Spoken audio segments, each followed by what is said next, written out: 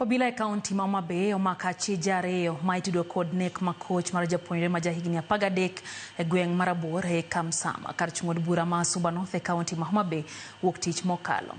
Jalup komishona ma Mbita Peter Mutiso yango ni achije ariyo madongo ma itudo kod tim makoch no obila osemako kendo osegeng'negi e tesend obila ma Mbita karito chwalogi e doho. Mutiso koni obila ma okwach kich ma ochung'ne timo nonro matut ma sani dhi nyime gi nonro e nek mar japuonjre no.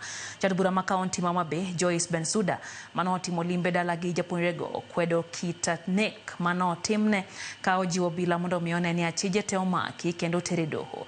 Mary Triza man ja grade 7 e skund primar ma Kamsama ne ondhi gi achije moko ka owuok e skul mano bambe ma ochweyo nege kendo olo ringre acid ka ringre ne oduoko kwany tich ariyo e Gengapaya.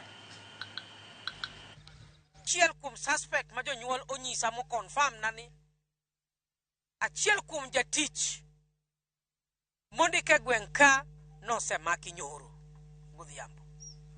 Ariyo weche mag pim nyiso ni nyathi matin ni specimens nowuok 3 mopogore manyiso ni nyathini norepi kata noterruok kode gi chuo 3. Nyathini noyud ka bade konchiel otur.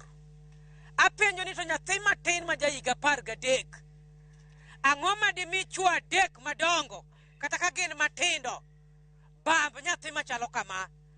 Tang'o ma dichuni ni bang' bembo uchak utur bad nyathini? Tang'o ma dichuni ni uchak ude nyathini gi tai? Wadwaro ni DCI otim tije mapiyo. Nek mosebede Kenya ka ok odwar weche mag nek mag tugo mag nyithi sikul. Riwruog jogo buge chapa mong'ere kaka Kenya